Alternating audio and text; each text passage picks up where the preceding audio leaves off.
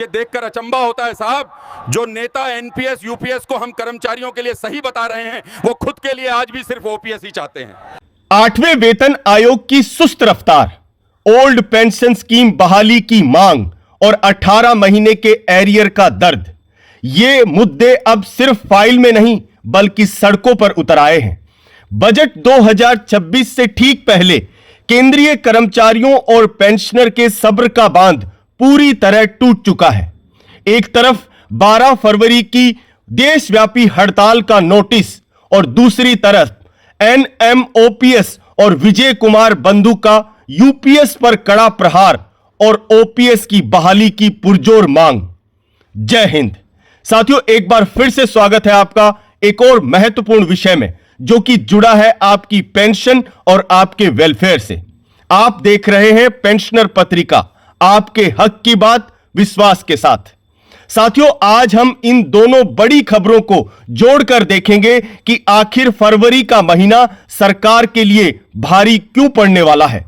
साथियों, सबसे पहले बात करते हैं उस अल्टीमेटम की जो confederation of central government employees union ने कैबिनेट सेक्रेटरी को दिया है, जिसमें तारीख तय की गई है 12 फरवरी 2026 और यूनियन ने सरकार को साफ कह दिया है कि अब कमेटियों का खेल नहीं चलेगा।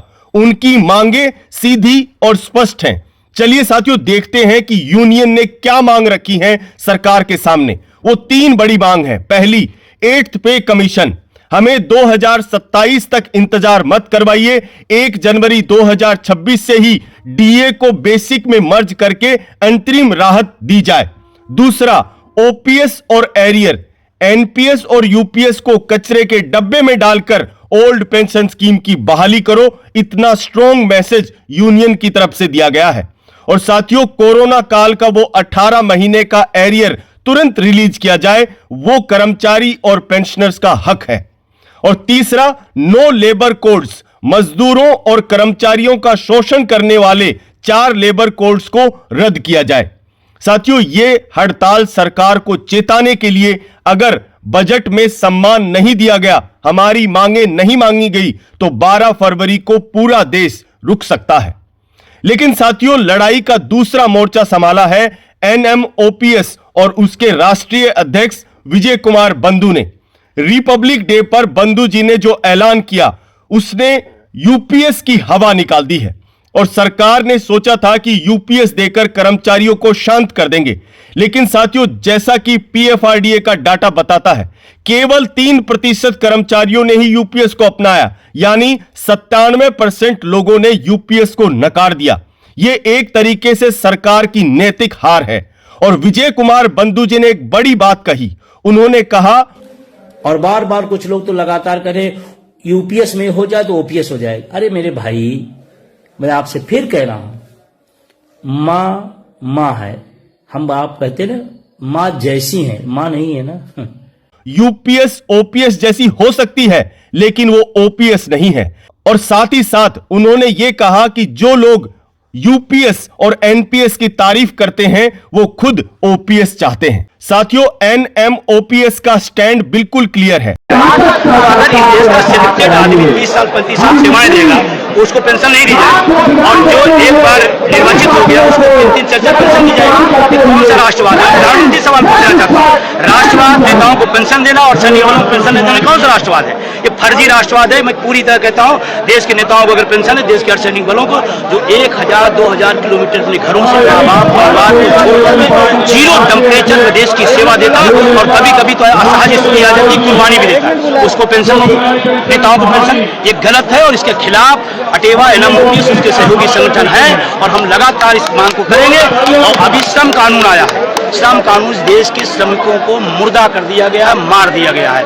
मैं श्रम कानून के इस समय जो लाई गई उसके खिलाफ हूँ, एनपीएस खिलाफ हूँ, यूपीएस खिलाफ हूँ। हम पुरानी पेंशन के समर्थन है, वही चाहते हैं। साथियों, एनएमओपीएस यूनियन ने साफ कर दिया है कि वो इस संघर्ष में पूरी ताकत के साथ खड़े हैं और उनका नारा गूंज रहा है, no NPS, no UPS, only OPS.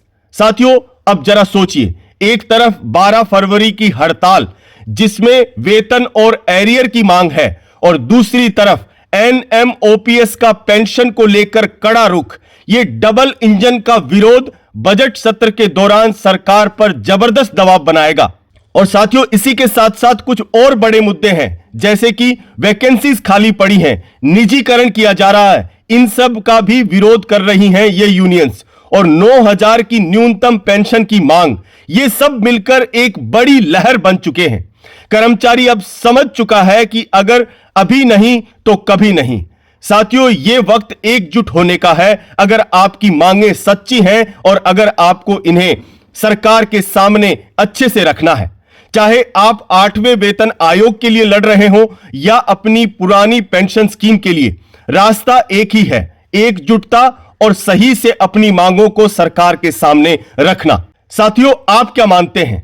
क्या आप विजय कुमार बंधु और कर्मचारी यूनियनों के इस फैसले के साथ हैं? तो अपनी राय कमेंट बॉक्स में जरूर बताइए और कमेंट बॉक्स में सपोर्ट और ओपीएस लिखकर अपनी हाजिरी जरूर लगाएं और साथ ही साथ बताएं कि आप देश के किस कोने से इस वीडियो को देख रहे हैं। और साथियों, आपसे एक निवेदन है, एक अपील है कि इस वीडियो को ज्यादा से ज्यादा शेयर कीजिए अपने ग्रुप में, ताकि सोती हुई सरकार तक आपकी आवाज पहुंच सके। और साथियों, पेंशनर पत्रिका के साथ जुड़े रहिए पल पल की अपडेट के लिए। इसके लिए हमारा चैनल सब्सक्राइब कर लें और घंटी का बटन जरूर दबा लें। साथियों, फिर मिलते हैं एक ऐसी ही महत्वपूर्ण जानकारी के साथ। तब तक के लिए जय हिंद, जय भारत, वंदे मातरम।